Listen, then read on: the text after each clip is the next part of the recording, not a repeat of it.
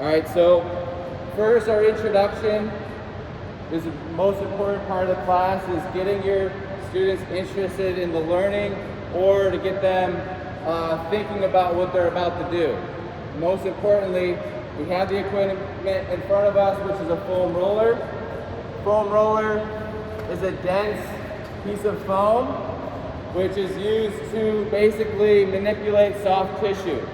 Soft tissue meaning muscle, fascia, tendon, that sort of thing.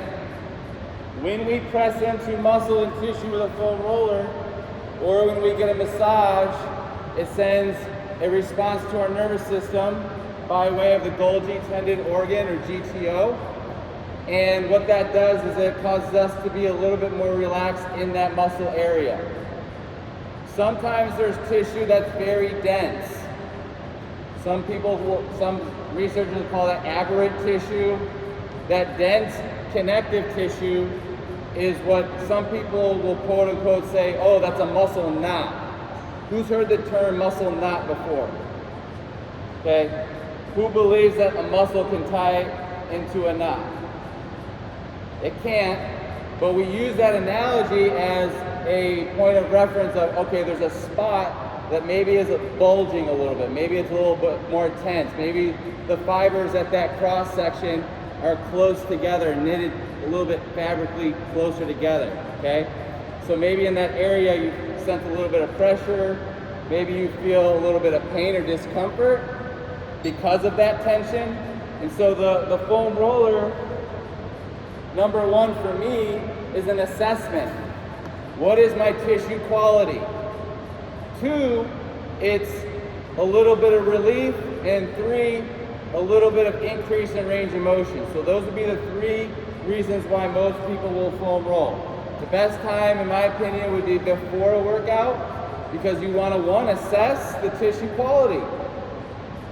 Oh, this really hurts when I press into my quad. Well, maybe I shouldn't just go right into a front squat. Maybe I need to focus a little bit on that quad in my warm-up. So the assessment portion of the beginning of your workout is important because it allows you to adapt if you need to.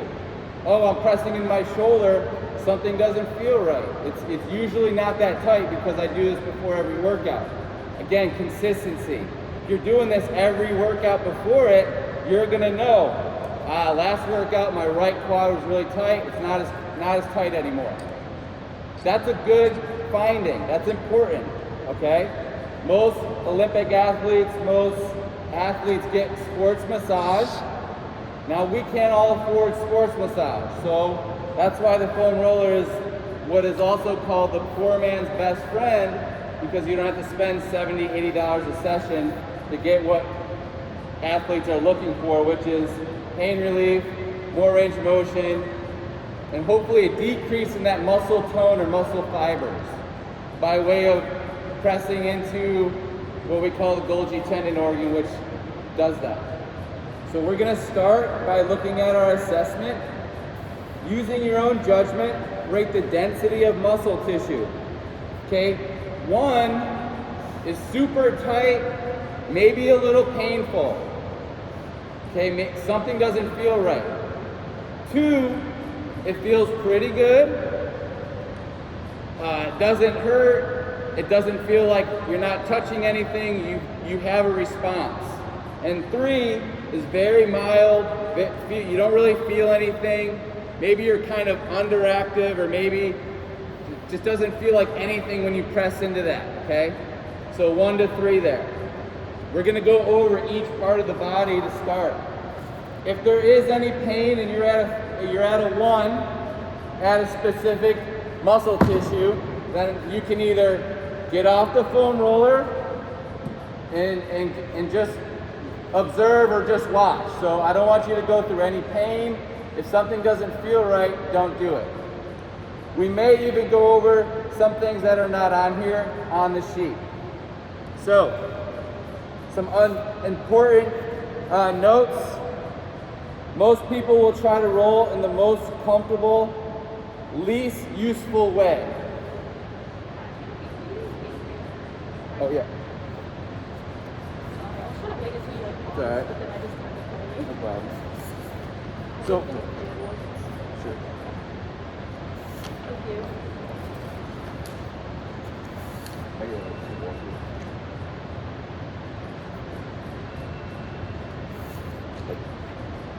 So again, most people are gonna roll in the most comfortable way, meaning that they're gonna try to avoid 3 and 2, going into 2 and 3, okay?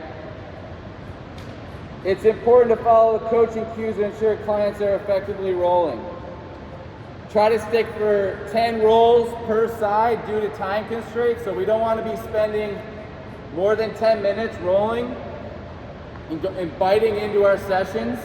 So think 10 rolls, let's move on, because honestly, you can get stuck on here for like 40 minutes and then you've almost wasted your workout.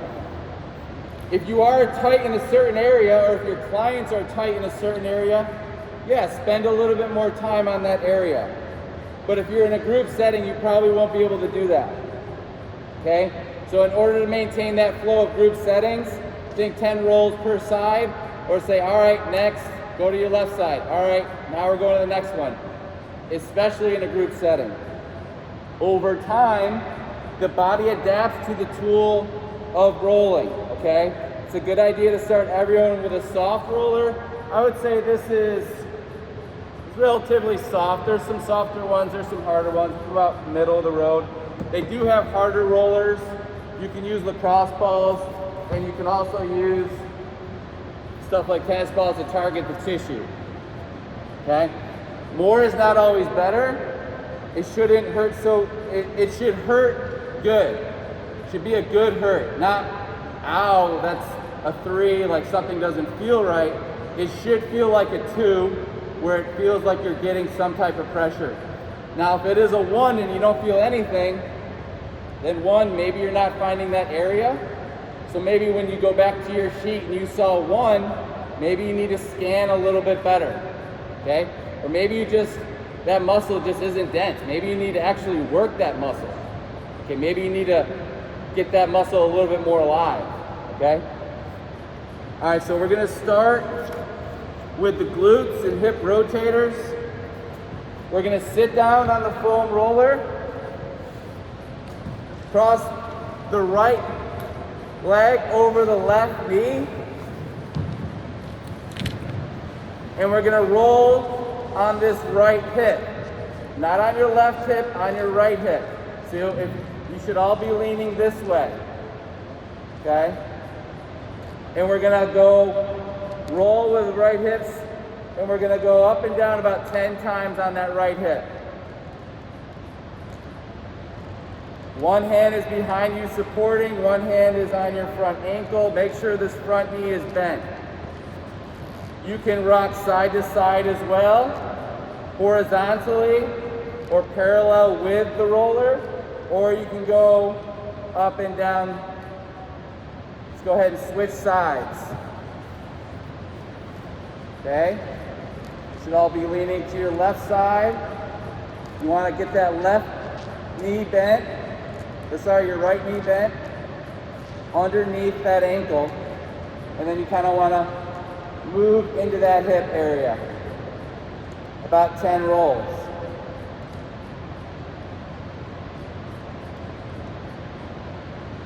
Good. All right, now go to your piece of paper. What side was a little bit tighter? That is the hip external rotator, so we'll get the calf and hamstring. So that is hip external rotators, number 3.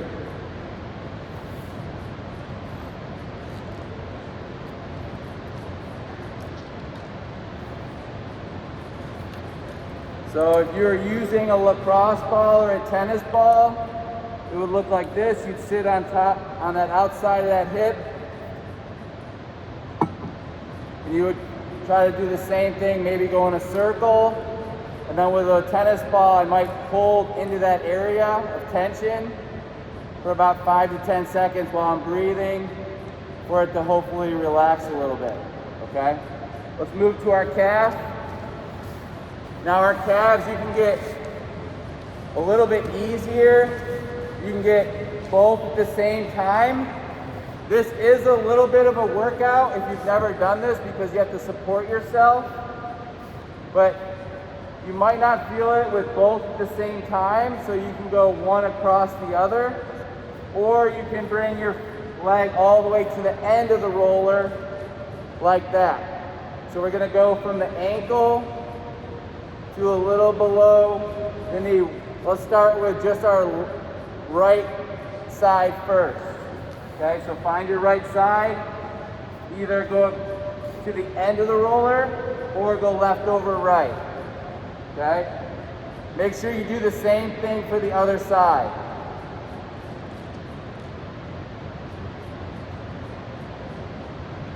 Okay, more advanced would be more pressure. And then holding a specific area that might feel a little tense. Go ahead and switch. So it's 1, 2, 3, 4.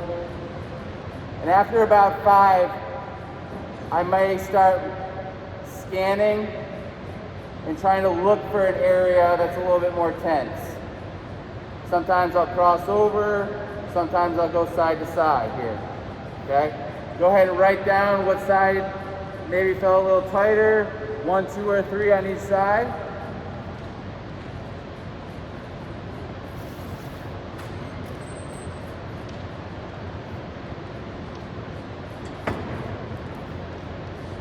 Okay, hamstring. You can do both at the same time, or you can do one at a time just like the calf. Now, some people won't feel it on the ground and you have to sit on like a box or a table, okay, and that might help you get under there a little bit more. Sometimes like a softball works better than a tennis ball because my leg just basically absorbs into the ground, okay, so maybe a lacrosse ball.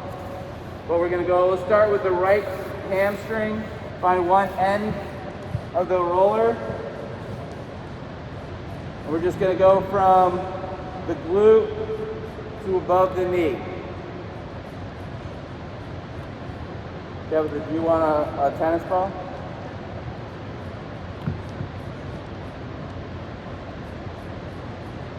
Okay.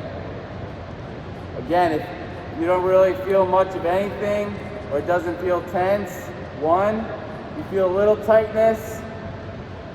2, if it feels pain or discomfort or really, really tight, 3. Go ahead and switch.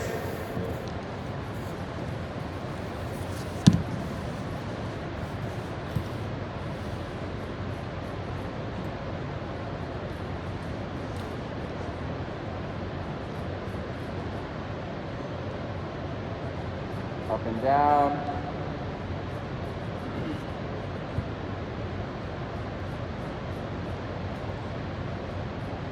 Maybe find an area, maybe go side to side if you want. And I'm sorry, for the notes section, it could have been a little bit more clear. Just put right and then a number and then left, then your number. There should be a right and left section on the notes, but there isn't. So go ahead and rate your hamstrings.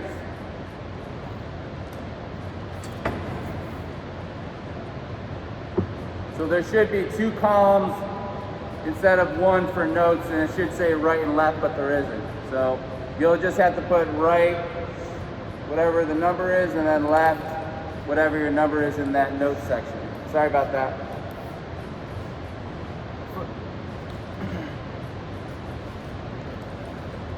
All right, for the low back, now I have people go one side at a time as opposed to this. This would be a little bit more advanced. Okay, I might start maybe athletes like this, but maybe adults.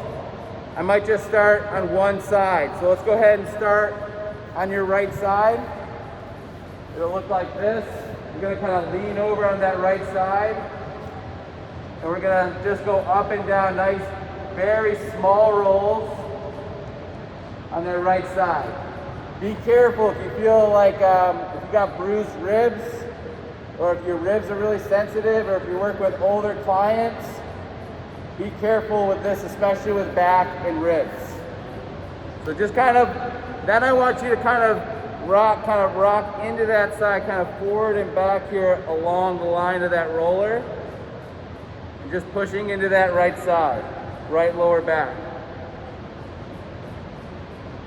Okay, let's move over to that left side. So we're just kind of, you can go up and down on that left side, just lightly. Make sure your elbow's back here. Or you can go from spine to rib. You're rocking across or up and down.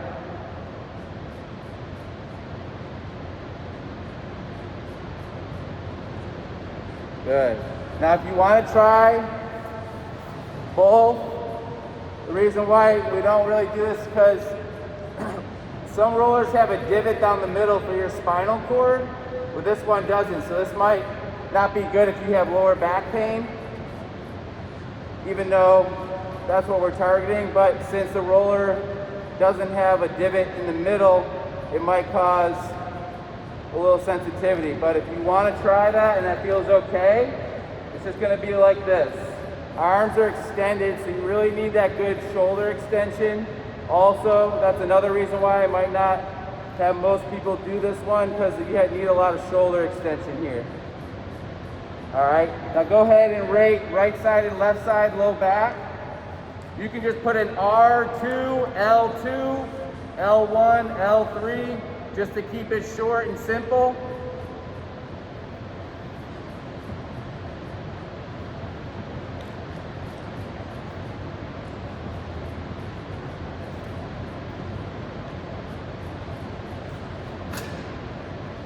For my upper back, don't worry, you can do right and left scapula if you want.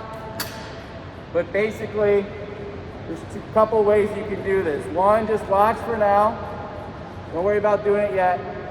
One is I can bring my elbows together so that I'm protracting my scapula so that they open up so I can get my rhomboids.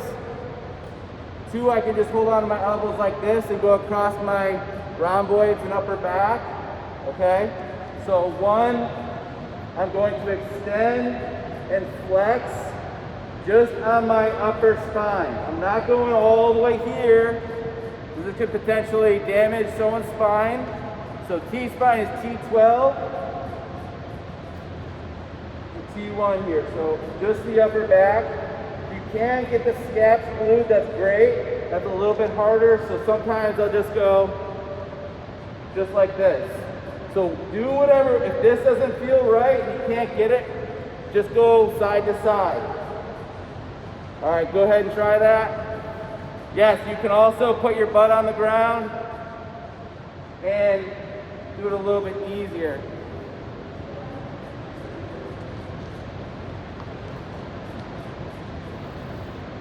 Good.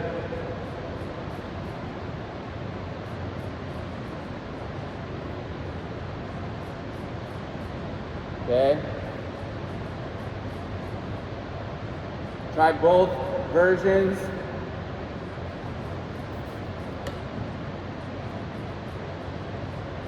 All right. Write any notes you need to. And these notes are for you. This isn't a test or anything. This is just helping you know where your muscles are most dense. Now, pecs and ribs.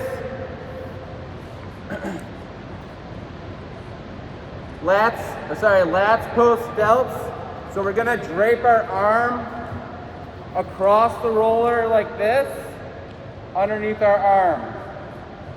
From here, I'm gonna bring my hands together and I'm going to push into the post deltoid and into my lats.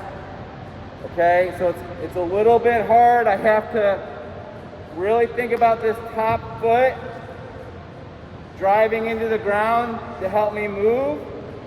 Or if you want, just lay across and just go forward and back if that doesn't work. So you got options here. Go across like this on the back of the posterior deltoid and then onto the chest, or you can go along the lateral side of the body, okay? So go ahead and start on either side.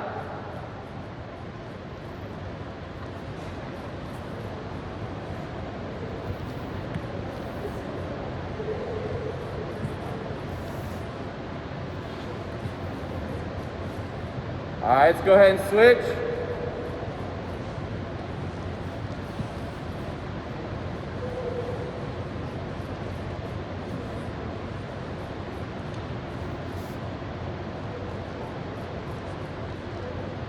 Go at your own pace. Remember, you can go forward and back or up and down.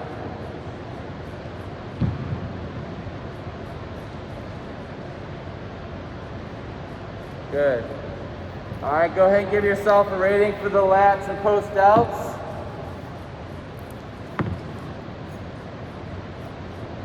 I'll just go over the pecs and ribs. We won't go over that one, but I just want you to know that you can also move onto the chest, and you can also focus on the rib cage, serratus anterior, serratus posterior, intercostal muscles, okay? The adductors. So we're gonna go like we're getting into a forearm plank,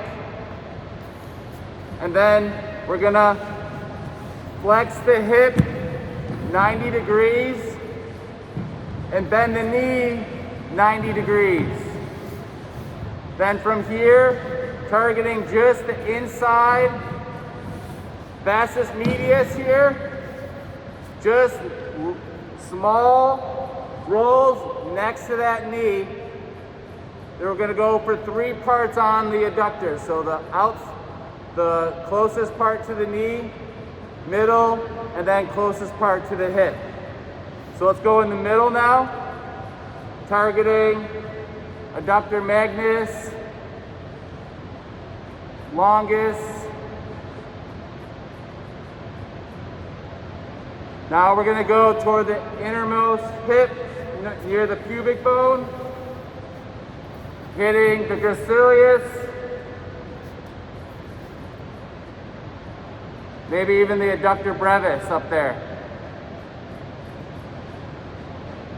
Now this might be a little bit more sensitive than the other muscles, and that's because, especially on that right side, it might be a little bit tighter than the left side. I want to tell you what your hips are, but sometimes that right side is a little tighter. Let's go ahead and switch.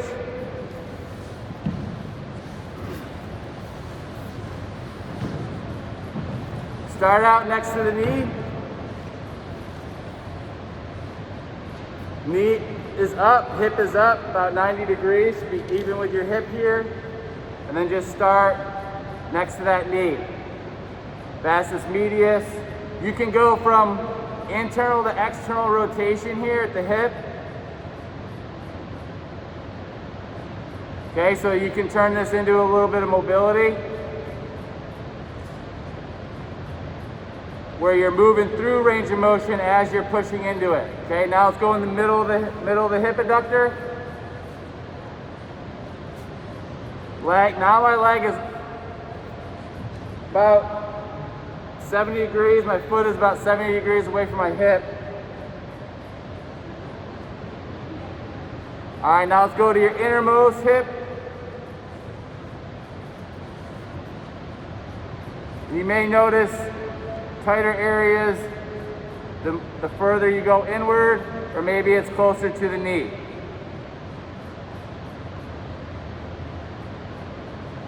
All right. Go ahead and write any notes down that you want to.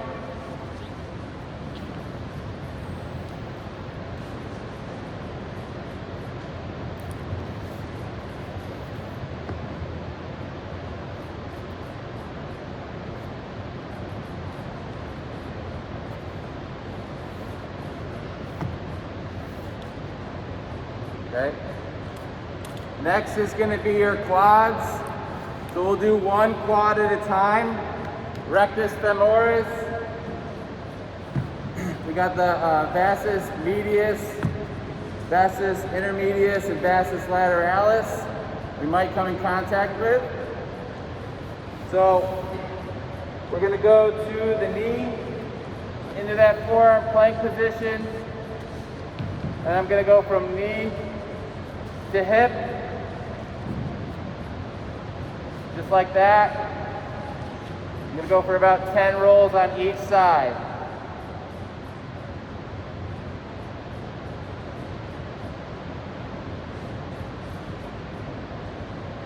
So remember, you need to be, if you're getting one side at the edge of that roller so that your left leg isn't in the way of it. If that's too hard, you want to make it easier, you go with both at the same time. It's going to be a little bit easier, but you can get both at the same time. Let's go ahead and switch over to the left side. So moving that roller the other way so that you can target one tissue at a time. I might set up with just one forearm on the ground. Again, about 5 to 10 rolls. You might be feeling a little bit more pressure in the quads than, let's just say, the hamstrings.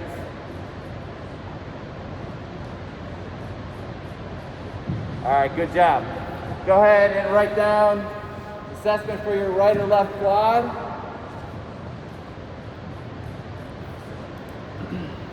And then I'm going to show you, but we're not going to go over it together, is the TFL, tensor fascia lata, which is the muscle in your pocket, in your glute med.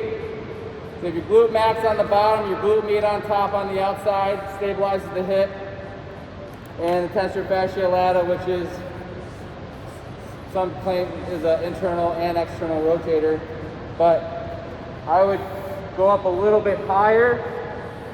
Now you can try it if you want, but I'm going to go towards that pocket, and then look, you'll feel a tiny little muscle in there, and then I'll either go across that muscle, up or up and down. And then for the glute med, I would go on the outside of the upper hip. Okay, now that one is a little bit tougher for clients or group settings to get into, so I don't tend to do that as a group setting, okay? But I'm just letting you know that you can also hit the TFL and glute med. All right. So, breathing. Go ahead and relax. You can grab some water if you need it.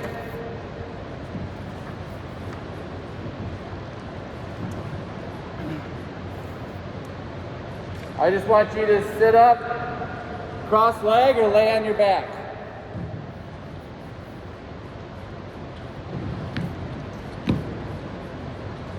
You're going to put one hand over the heart, one hand on the stomach. You can do this kneeling, sitting, or on your back.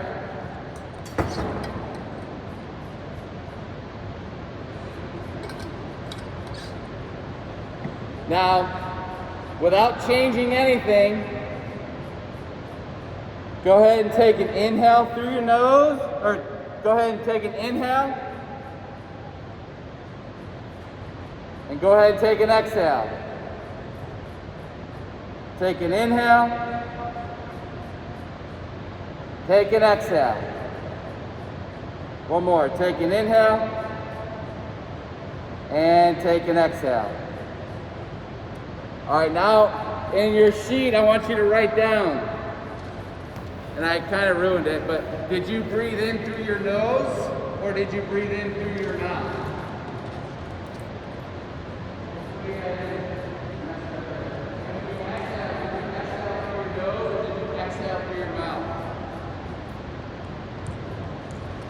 When you inhale, do you remember your belly rising, or do you remember your chest rising on your inhale? Do you remember your belly rising on your inhale or your chest rising on your inhale? And then for your exhale, Did you feel it in your stomach or did you feel it in your chest? Now we're going to do that again, and I want you to notice. Go ahead and sit the way you were. You're going to try that same thing. Okay? Take an inhale. Take an exhale. Inhale. Exhale. All right, now go ahead and write down, when you were inhaling, we're using your chest or your stomach, and when you're exhaling, we're using your chest or your stomach. So, right now what we're going to do a little bit more.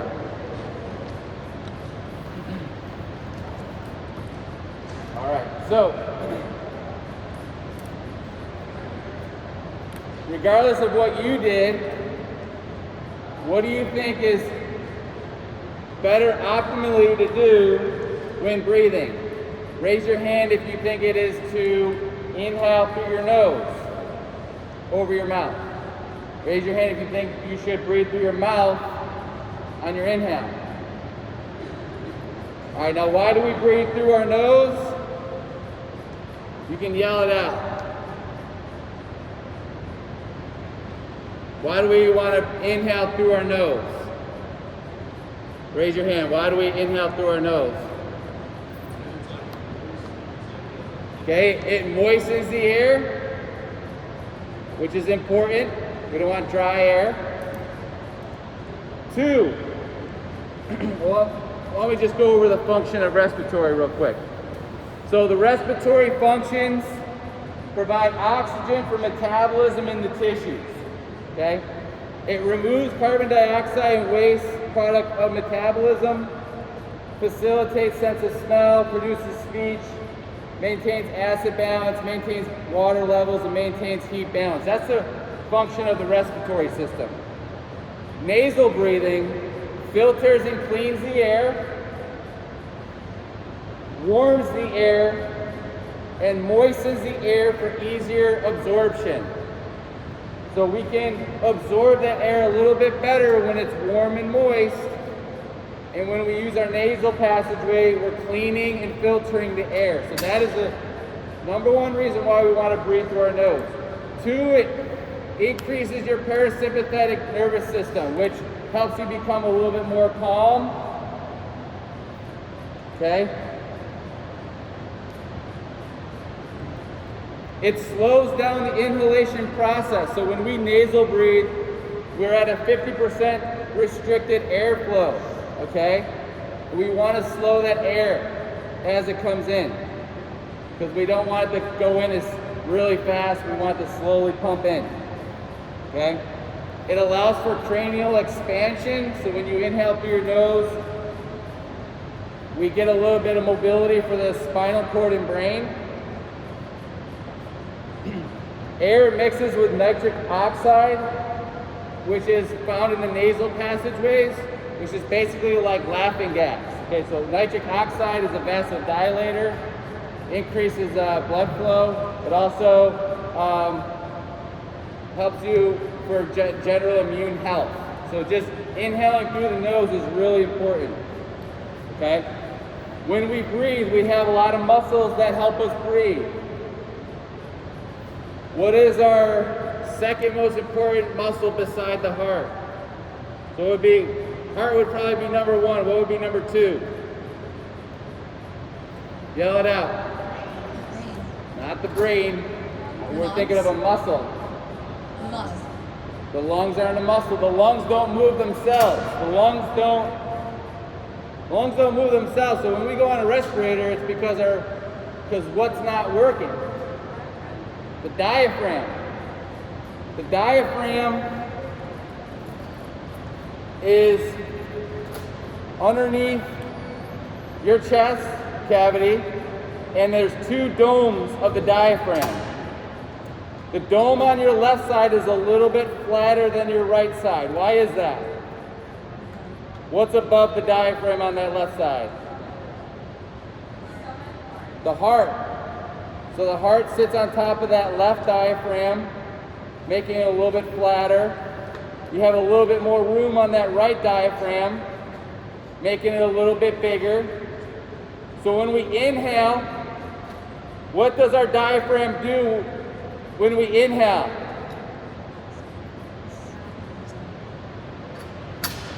Expands. Is that what you said, expands? There's like a cavity in your stomach and your stomach. It goes down. So it goes from this dome shape on our exhale. When we inhale, it flattens. So go ahead and do this with your hands. Let's make our diaphragm underneath the chest. Okay, let's see those domes. From here, we're gonna inhale, flatten, goes down like a French press, and then exhale back to your dome. So when we inhale, there's less pressure on the heart, and when we exhale, there's more pressure on the heart. Okay, which changes a little bit of our heart flow. Okay? Most people are caught in our inhales. So we inhale, and we don't go all the way down. We're stuck in the top phase of our inhale. So what do we need to do is when we inhale, we want our ribs, which this is my hands and my ribs now. When we inhale, we're going to externally rotate and laterally move. Okay, our ribs. They're also in the back of our ribs going out. So we're making a 360-degree unit when we inhale. Many times when we breathe, we think just belly, just belly, just belly. Well, that's only one side of what we have to breathe. We have a unit, an inner unit. Intra-abdominal pressure is formed in this rib cage, under our rib cage. So when we inhale, it flattens and goes down. And then when we exhale, it domes up. Okay? We want to make sure when we exhale, that we exhale everything out as much as we can. When we exhale, we want our ribs to go down and in, like saran wrap. Okay? So when I inhale, they should go out and make a 360-degree circle, and then exhale, 360-degree back in. A lot of times is you'll see people breathe so much or put themselves in this anterior pelvic tilt, right? So this would be an open scissors posture. What happens here in this open scissor posture is we get compression in our lower back and we get back pain. So if we're constantly exhaling with our ribs flared, you may notice rib flare. You breathe 20,000 times a day. So if you're always like this and you're breathing with your ribs open, your spine will get positioned like this long term. Okay? Now, we sit and we're kind of hunched over as well. And you'll see people like this, and we put extra pressure on ourselves, and we get in this, what we call locked short position. So our front is locked short. We're in a state of contraction, and then our back side of us is in a state of elongation. Okay, so we got our locked short, and we're locked long. Okay, and so we might see positions with our neck like this. You might see people like this. And what we're trying to do when we breathe, and what we're about to do, is get into a posterior pelvic tilt and try to make this dome right here more stable and neutral when we breathe, so that we're not flaring our ribs on our inhales or exhales, okay? So think 360 degrees as opposed to just your belly. And we're gonna go ahead and try one of those right now. So go ahead and lay flat on your back with your knees bent,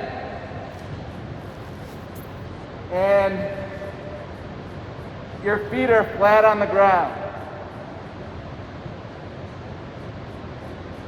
You want to slightly, watch this, posteriorly, pelvically tilt your pelvis. So slightly squeeze your glutes so that your tailbone is elevated just a little and your back is flat. You can't get your hands underneath your back. You're going to inhale through your nose for 4 seconds, expanding your thorax in all directions. And then you're going to exhale through your mouth for 8 seconds, drawing your rib cage down and inward. Hold your breath at the end of your exhale for 2 seconds. So let's go ahead and try that together. So wherever you are, go ahead and exhale. Inhale through your nose for 1, 2, 3, 4. Go ahead and exhale for 8, 7, 6, 5, 4. Keep going. 3. Keep going. 2, 1. Keep going. Hold your breath. Inhale. 1, 2, 3, 4. Exhale. 8, 7, 6, 5, 4, 3, 2, and 1. Hold your breath and take an inhale through your nose. Fill up your stomach, sides, and low back. I want you to hold it here. Exhale out, pierce your lips. I want you to feel all your abs turn on your exhale. Exhale, exhale, exhale. Keep pushing out. 3, 2, keep going. 1. Pause at the end of your exhale. Don't inhale yet. Inhale through your nose, belly, sides, and low back. Fill it all the way up. Hold it at the top. And long exhale. Long exhale. Push it out, push it out, push it out. Keep going. 3, 2, 1. Hold it at the bottom of your exhale. And go ahead and breathe normally. Now we're going to add in box breathing. Okay? So we're going to inhale, hold, exhale, hold. And just try to go with me here. All right? So go ahead and take an exhale wherever you are. Inhale. 1, 2, 3, 4. Hold your breath. 1, 2, 3, 4. Exhale. 1, 2, 3, 4. Hold your breath.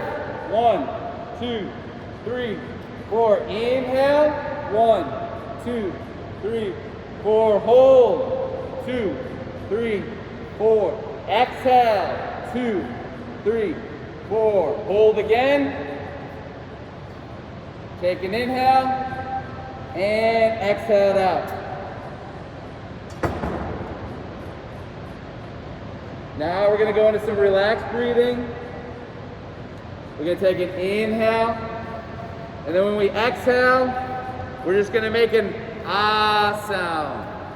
Okay, so go ahead and take it, just a normal exhale together. Go ahead and exhale it all out. Inhale through the nose for 4, 3, 2, 1. Hold it. And exhale, ah. Let me hear you, ah. Let's try it again. Go ahead and inhale. And let's just exhale and ah it out. All right, let's try to do that, but I want to hear you this time, okay?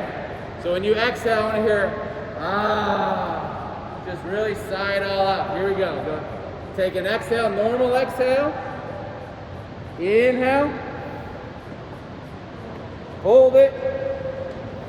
And exhale. There we go. All right, good job. All right. Keep breathing here. Now we're going to just go into some individual breathing.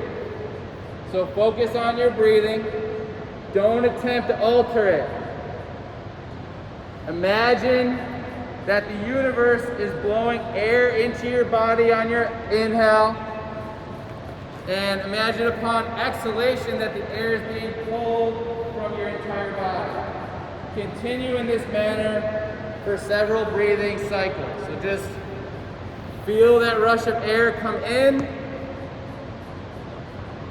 and let all the air go out.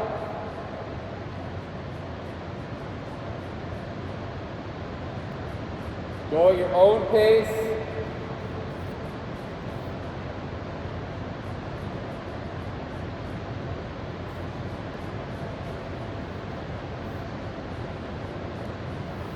All right, now I want you to place your tongue behind the back of the top of your feet so they're resting together. So almost like your tongue is behind the chest. Your tongue is right behind the top of the back of your teeth, resting in your crown. Your mouth is shut. You're going to inhale through your nose, hold it, and then exhale.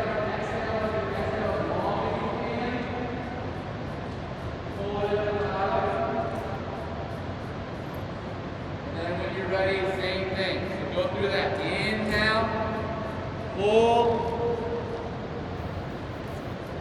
When you exhale, exhale everything out, push it all out, feel all the air go out, feel the ribs go down and in, keep your back flat. Hold it at the bottom of your exhale as long as you can before you need the air. Inhale when you need to. Hold your breath, feel 360-degree expansion on your inhale. Exhale, let it all go.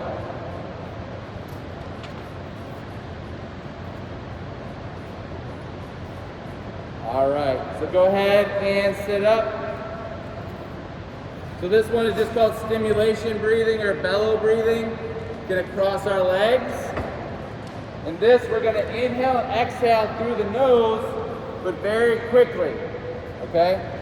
So you're going to feel your body working like a bellow. We're only going to go for about 10 seconds, okay? So we're going to sit up nice and tall, and we're going to shallow breathe through our nose, and it's just called bellow breathing or stimulation breathing. That's just going to get us a little bit more awake and alive, blood going a little bit more. So we're gonna inhale and exhale very shallowly. And you should feel your body go up and down and go for 5 seconds. Ready? And go. Just in and out through the nose, nice and quick. And then at your final inhale, go ahead and take a big inhale. Exhale, let it go. All right. Now when we inhale, we want to make sure we're not using our neck, and we want to make sure that when we inhale, we're not using our chest, because every time we use our chest when we breathe, it makes our ribs expand out. So make sure that we're just using this 360 on our inhale. All right. So let's move to our stretches. Okay, so there's different types of stretching, and in yoga and in training, we use different types of stretches during different types of sessions, depending on the client or athlete, okay? So there's ballistic stretching, which is probably the most risky type of stretch. And that is typically done with athletes at a very high level. You have dynamic stretching, which is performed before most workouts and performed during most yoga routines. You have active stretching. Active is also referred as static active stretching.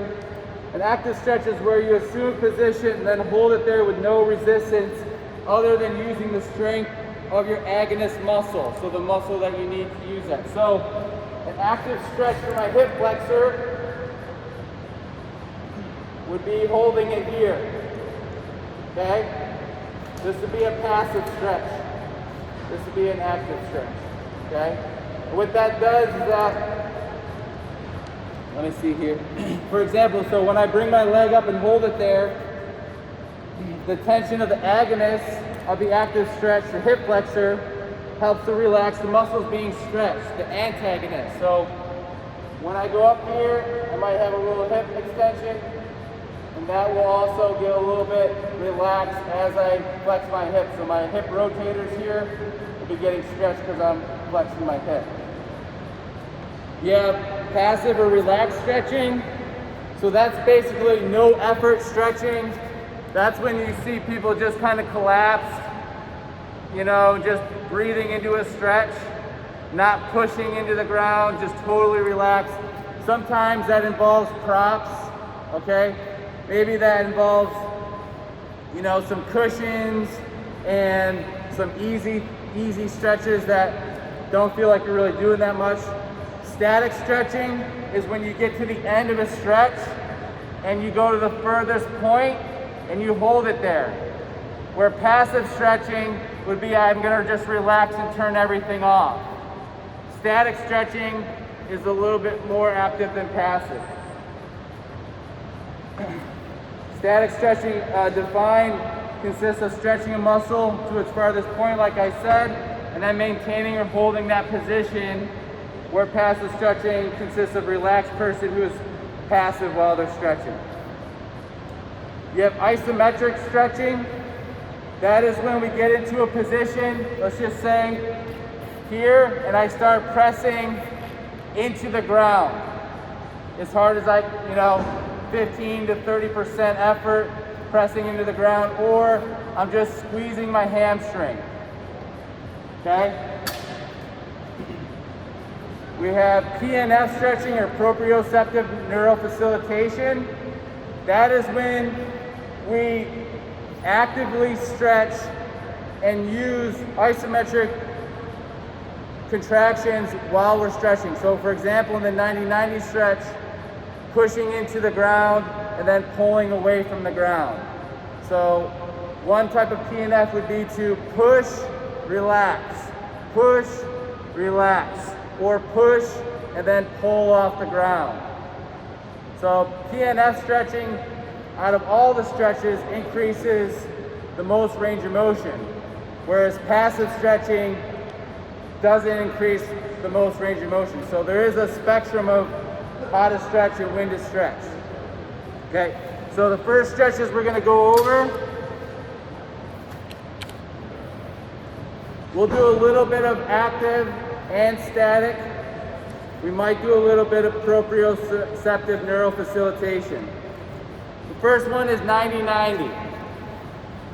I'm going to get in the 90-90 position, just like I was doing, or you can call this a modified pigeon pose. If somebody can't do your pigeon pose, one, I don't really advise it because it's really hard on the front knee.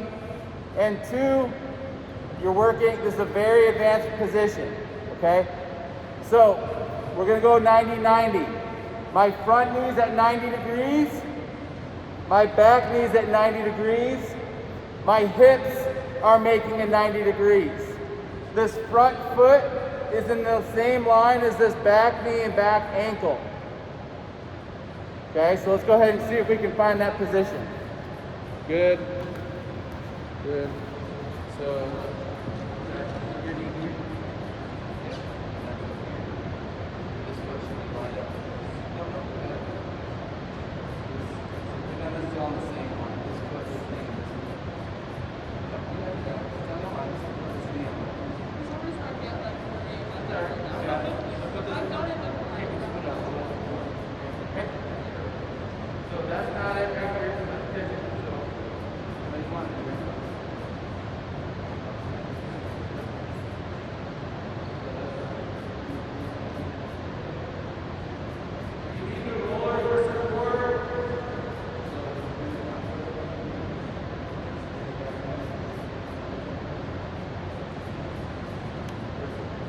alright, so from this position, we're in external hip rotation of the front hip. We're in hip internal rotation of that back hip.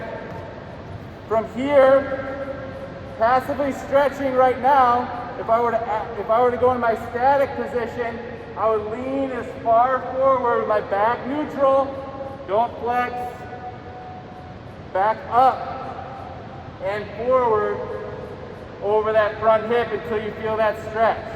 Now, if your knee is bent, it's not going to be the same thing as if it's at 90. So we're going to hold here. So passive is just holding here. Static is going to end range. Isometric is pushing the leg into the ground. Relax. Push the leg into the ground. Relax. Now, if we're going like this, we're passively stretching, so we don't want that. We want to be up high, up high, up high. We want our chest up, and then we want to hinge. From here, I'm going to lean back. I'm going to see if I can lift the leg off the ground and hold for 5, 4, 3, 2, 1. So that was a little active stretch. Before was PNF. Now we're going to rotate toward that back hip. So one hand in between the calf and thigh, one hand behind me. I'm corkscrewing into the ground. So, yep. So face, no, you good. Face it. So you want that now we should feel it in the back hip, in that TFL area, plantar fascial lata. We're going from internal to external rotation, so we should feel it right here. Again, you can press the back leg into the ground and then relax. You can also airplane the hands here, or, just position your hands out here and then see if you can lift that back foot off the ground and turn that into an active stretch and hold for 5. Just the foot, not the knee. 3, 2, 1. Good. All right, now from here, you can windshield wiper over to the other side. We're gonna go for that front leg, and if you wanna face me, that's fine, so you can see. We're gonna hinge over that front leg. Hold here. Think about that diaphragmatic breathing. So we want to have an inhale through our nose, 360. And then a long exhale out. Feel the breathing out. Breathe up high. You almost want to enter your pelvic floor. You want to relax it and go back and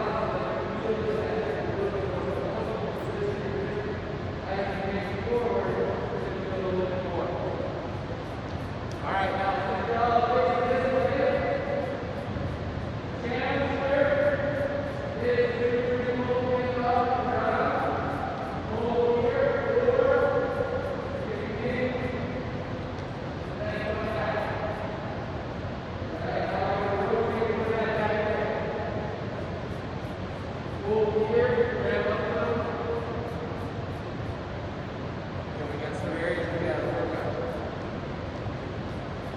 all right, let's get that back hip internal rotation now. So we're going toward that back hip. Breathe into that and relax. Spider-Man, let's go to push-up position, our hands and knees.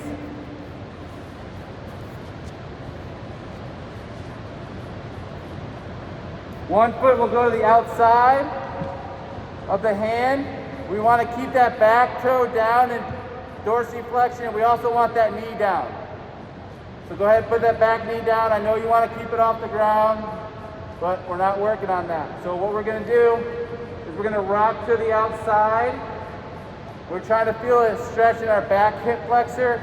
You might even feel it in the groin on the front side. So in yoga, we call this lizard. In training, we call this Spider-Man. And then from here, trying to lift back up, trying to stay in a strict position here, back to plank, and then going back to the other side. Rocking to the outside.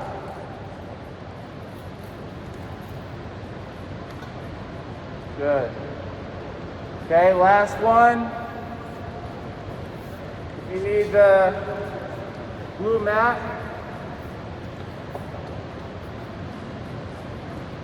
we're gonna go out, put one knee on the mat, and one knee up.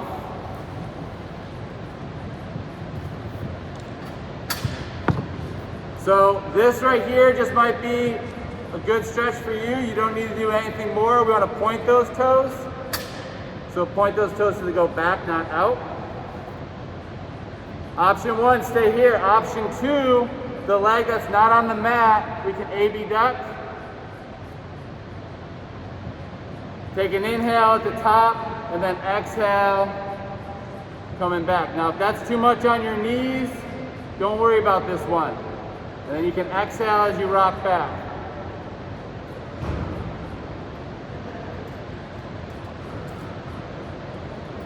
All right, let's go ahead and switch side.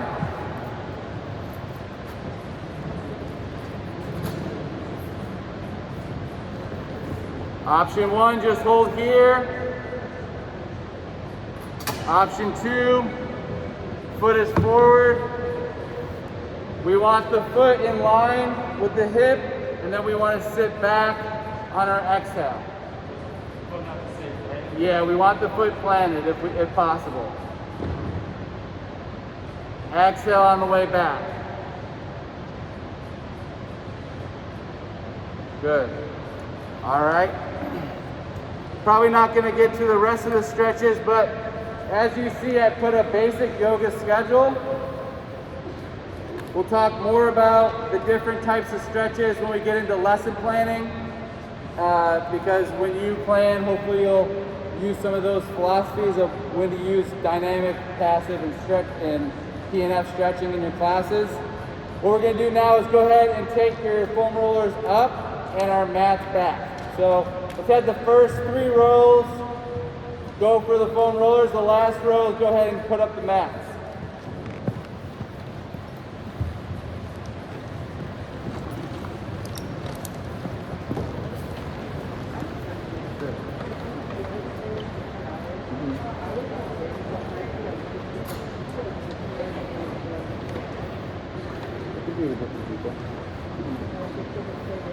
Yeah, for sure, yeah, more the better. You